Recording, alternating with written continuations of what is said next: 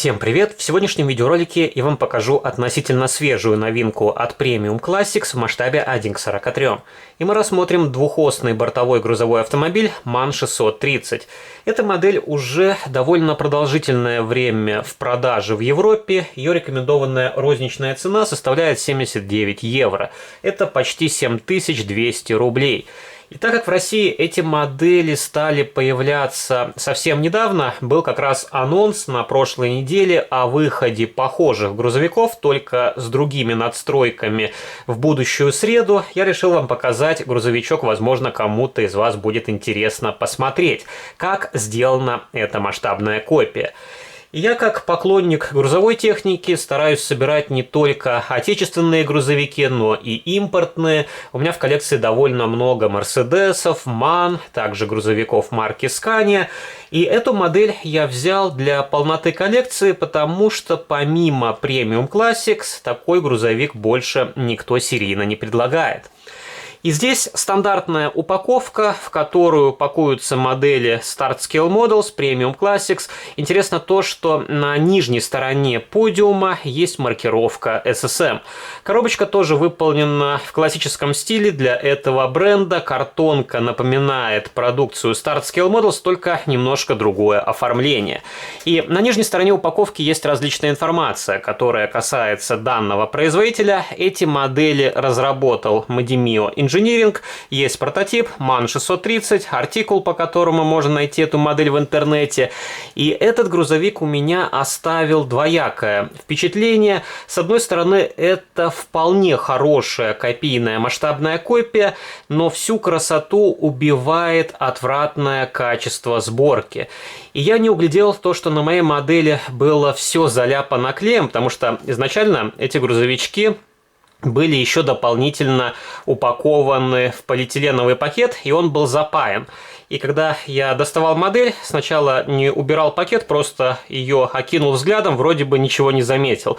Но уже впоследствии, когда по прошествии времени я ее распаковал, увидел, что здесь очень много отпечатков пальцев, которые просто были вклеены. И также у этого грузовика повреждено зеркало заднего вида.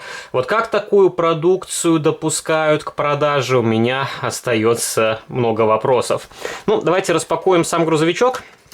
И для сравнения я вам приготовил советский грузовик. Конечно, это не столь модель для сравнения, просто чтобы вы посмотрели размеры.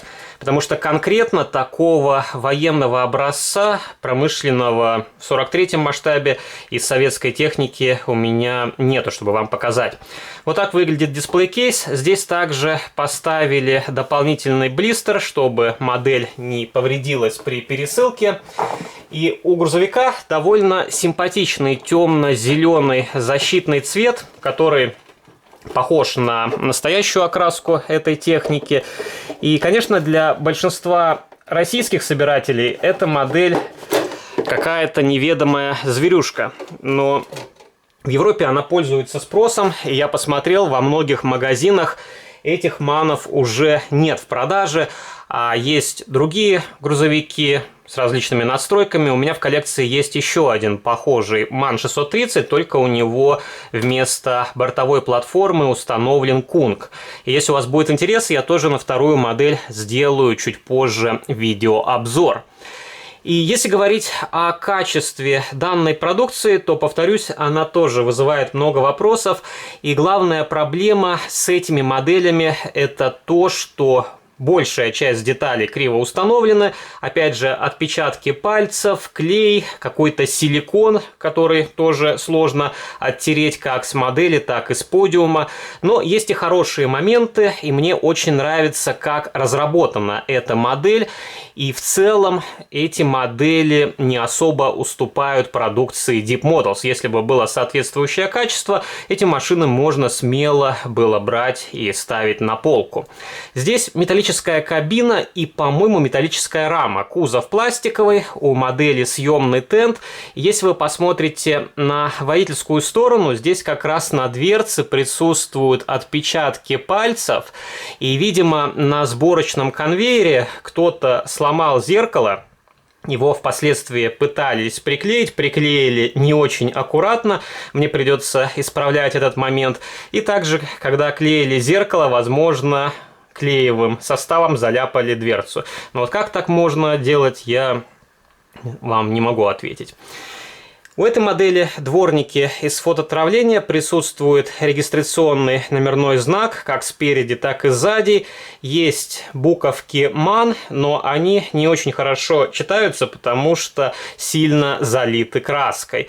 Присутствует осветительная техника, в целом она смотрится вполне реалистично. Также на боковинках бампера есть габаритные усы, они сделаны из тоненького пластика.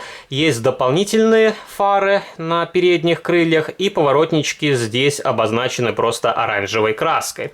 У этого грузовика вполне приличная резина, и, видимо, Starscale Models и компания научились делать хорошие покрышки, и в плане детализации эта резина уже приблизилась к аналогу от Maestro Models. Отлично читается маркировка, шины Continental, размерность 11 на 20 дюймов. И также у этого грузовика очень хорошо сделаны колесные диски, присутствуют сквозные отверстия. Если вы посмотрите на задний колесный диск, то ли здесь смазалась краска, когда на свежевыкрашенную деталь одевали покрышку, то ли резина начала потихоньку оплавлять обод колеса. Тоже сложно сказать, потому что покрышки жесткие, но они не оплавили подиум. Я послежу за ними и посмотрю, что будет с колесным диском через какой-то промежуток времени.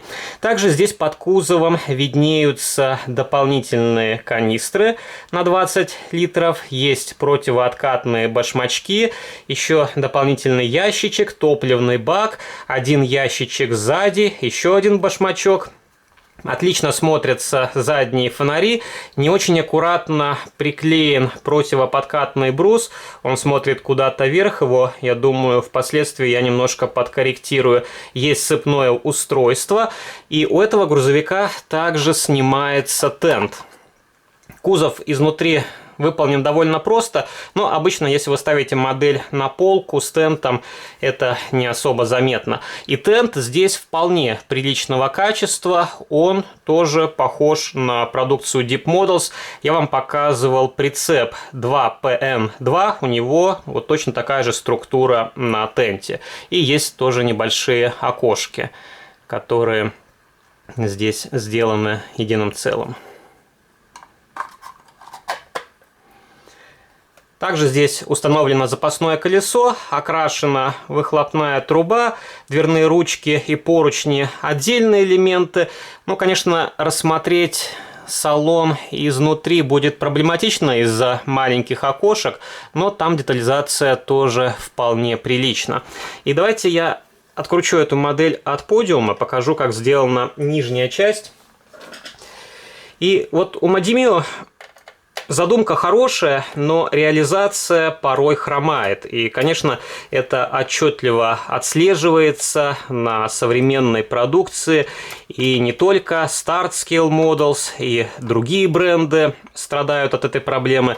Недавно я вам показывал ZIL 130 от Deep Models. У него тоже были и пятнышки клея, и криво установленные детали. Видимо, это в нынешних реалиях уже какая-то норма. Ну, отлично детализирована ходовая часть. Здесь присутствуют и карданные валы, раздаточная коробка, хорошо проработан задний мост, отлично сделан протектор на покрышках. Ну и другие узлы. Конечно, колесики здесь ходят восьмерками. Нужно тоже аккуратно будет их подкорректировать. И для сравнения я вам покажу ZIL 130, тоже от Premium Classics, который я не так давно показывал. И на эту модель я уже поставил другие покрышки. Изначально здесь были менее детализированные покрышки. А дворники я пока что не нашел, потому что изначально здесь тоже были не очень хорошие дворники, я их просто демонтировал, и у меня нету дополнительного набора для установки. И как раз вы можете прикинуть размеры двух грузовиков. И MAN перевозит 5 тонн, ZIL в принципе тоже так, и вы видите, насколько крупнее западный аналог. очень мощный грузовик. И также можете посмотреть на оттенки темно-зеленого. И пишите ваши комментарии, понравился ли вам данный грузовой автомобиль, хотите ли вы увидеть еще импортную технику от этого производителя, которая есть в моей коллекции. Если вам понравился данный видеоролик, то не забывайте поддержать его лайком, также вступайте в мои группы в социальных сетях ВКонтакте и Фейсбуке, жмите на колокольчик и переходите на мой второй канал, там к этому моменту выложено уже несколько интересных видеороликов. А на сегодня это все, до новых встреч, пока!